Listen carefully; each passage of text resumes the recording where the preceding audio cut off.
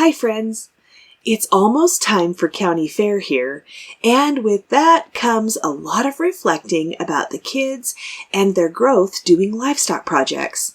Today we're talking about the power of animals and livestock in the lives of our kids, and how responsibility, work ethic, and good mentors can launch kids into a new level of self-confidence, doing hard things, even when they don't want to, or they think they can't.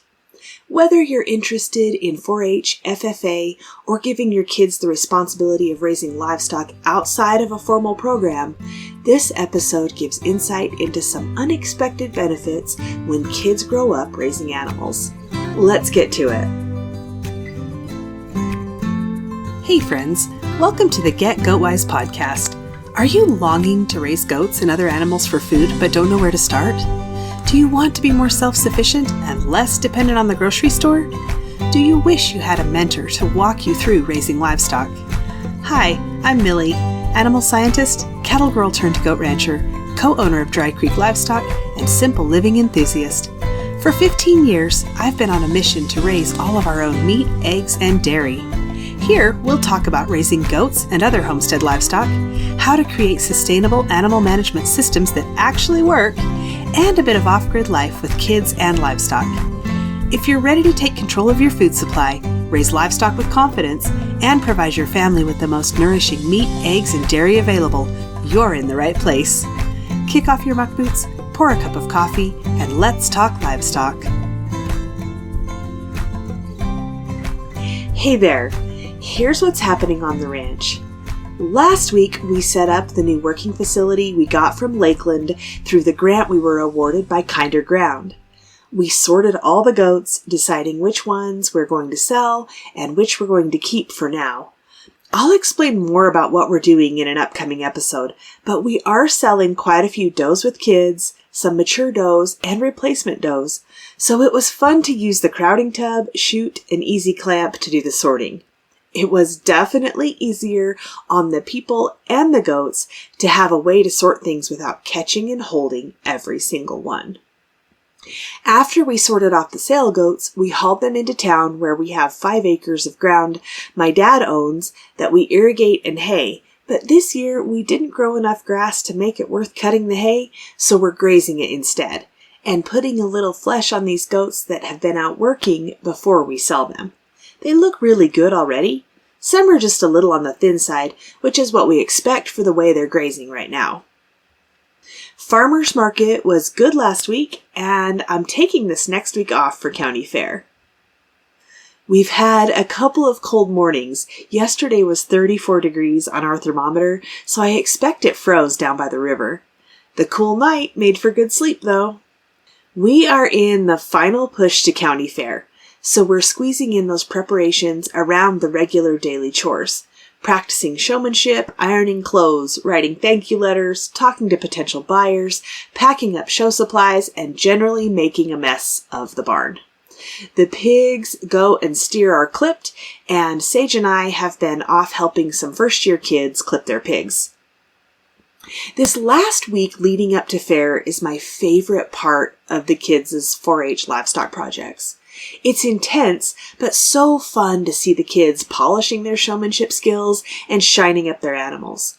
You'd think my favorite part would be county fair, where a judge assigns a ribbon and place to all their hard work, but I love this last phase of preparation. This is when we get to talk about what we've learned, how hard we've worked, how proud we are of our animals, and the things we want to do differently next year. And I really like to do this before the emotions of county fair and before a stranger, the judge, assigns them a placing, because I want them to know that they've already won in life. And that doesn't change based on who a judge chooses. Sure, we take what the judge says and make improvements, but it's someone's opinion, not fact. And the judge doesn't know if this is your first year or your 10th year. They don't know if you've had the most difficult pig ever. They don't know if your goat got sick or your steer wouldn't eat. All they see is one snapshot in time on one day, and they're making a placing based on which animals look the best on that day. good judges acknowledge that. So I want my kids and the other kids that I help to know that they're already winners, and they should be very proud of what they've done this summer before they ever step foot in the show ring. That the color of a ribbon or the placing in a class is not an indicator of their worth or the value of their livestock experience. When done well, this program is so powerful. Today I want to tell you about my son, Ray, and how livestock projects changed his life. I've mentioned before that Ray has an autism diagnosis. He was nonverbal until 4 years old. The doctors told me he would never write his name, ride a bike, or be able to live independently, and that we needed to plan for a future of long-term care for him. I was always unsettled about that diagnosis, and about a year later, something changed in me. I wasn't willing to accept their opinion as fact any longer. The system was teaching according to his diagnosis. Luckily, he was only 3, but the hopes and expectations for him were so low that he would surely have lined right up with his prognosis had we not taken back control of his education and development. It was overwhelming and scary when we made that bold decision, but I'm so glad we did. During those early years, we focused on holding him to the same standards as our girls as far as behavior, chores, and academics. We tried different ways of teaching, and we learned a lot in the process. And he rose to the expectations. There's a lot that happened in those first few years, and looking back, I'm not sure how we made it through, but we did. When he was 9 and old enough for 4-H, we told him one of his summer chores would be a livestock project, just like his sister, and he could choose what animal he wanted to raise, but it couldn't be a steer. He wasn't sure about the whole thing, but he picked a goat. What happened from there has been nothing short of amazing. That first goat was perfect for him. He was a super friendly bottle baby, and he and Ray bonded. Even in the show ring, when Ray was trying so hard to pay attention to the judge that he didn't notice the collar had slipped off his goat, good old Dr. Pepper just kept walking right beside him, no collar or restraint needed. It was so fun to watch them together. Ray showed goats for 8 years, and through those years he went to show camp for 6 years, made lots of friends, and had some great mentors. Breeders went out of their way to help him be successful and cheer him on. He learned patience, consistency, and how to work through frustration. He started to make eye contact with the judges, look them in the eye when they asked him questions, and now he'll look you in the eye and talk your ear off. As he's gotten taller, it's gotten harder to show goats, and this year he decided not to show goats. He started showing pigs 4 years ago and took to that quickly. His older sister's been a great showmanship teacher, and even though they competed against each other in the senior division, they have built a great relationship. In our county, you can only show 2 species, so when he decided not to show goats this year, he wanted to show a steer instead. I was very hesitant about it at first because I didn't want him to have an experience that would crush his confidence. But we have some amazing friends who went to work finding him a steer that would create a great learning experience. It was getting pretty late in the fall, and Ray and I had been talking about the fact that it might be just too late to find a steer for him to show, and that was okay. I'd rather him not show a steer than have a crazy one that was above our skill level. A day or 2 later, I got a phone call from our friends who had found the perfect steer for Ray. We drove out to take a look, and the next week we were bidding on that steer in an online auction, and we got him bought, so Ray's steer adventure was officially underway. Sage helped him learn to halter and lead him, and Ray was nervous and tentative. He got stepped on, pushed around, and dragged. All the things that happen when you're working with a new steer. Lots of practice time, and then Sage left for a job away from home, and Ray was on his own. He has exceeded all expectations. Today, he washes that steer and blows him dry every day. He leads him in the barn, ties him up, feeds, waters, practices showmanship, and then turns him back out at night, by himself. You wouldn't know he was the same kid tentatively leading the steer around last fall. He walks a little taller. He has a calm confidence in the show ring, and he finally figured out how to handle the halter, show stick, brush, and all the switching of hands and transitions with ease. He takes care of all the feeding and watering.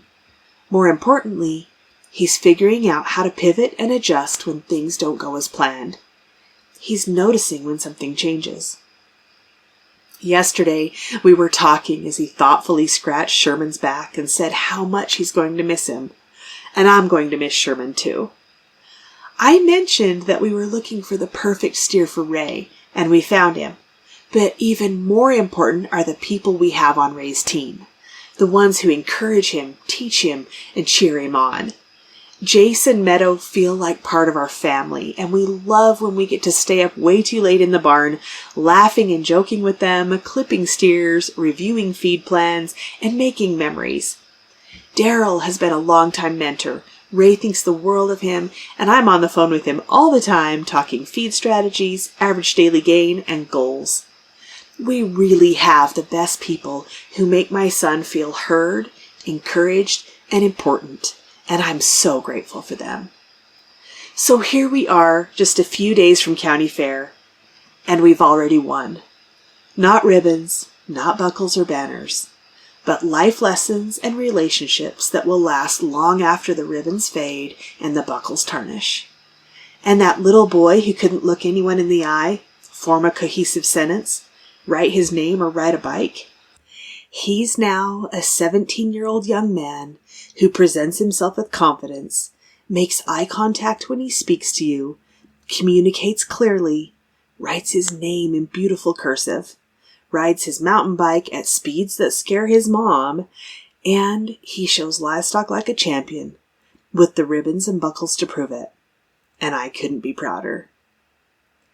I'll circle back to my earlier statement. When done well, this program is powerful. But it doesn't have to be showing livestock in the show ring. Raising animals, hard work, and great mentors can come together in a combination that give kids the tools they need to succeed at life, no matter what their future holds. I hope this episode gives you an inside view of the incredible impact Livestock, Chores, and good friends and mentors can have on our kids. If you have questions, email millie@getgoatwise.com or head on over to the community and start a conversation. That's at getgoatwise.com/community. And make sure you're on our insiders list to get weekly updates from the ranch. Sign up at getgoatwise.com/insider. See you next week. Hey there. Thanks for listening today. I'm so glad you're here. If this episode helped you or encouraged you in some way, share the link with your homesteading friends. And if you really want to help me out, click on over to Apple Podcasts and leave a rating and a review. You can connect with me on Instagram or email linked in the show notes, and meet me back here soon for more Get Goat Wise.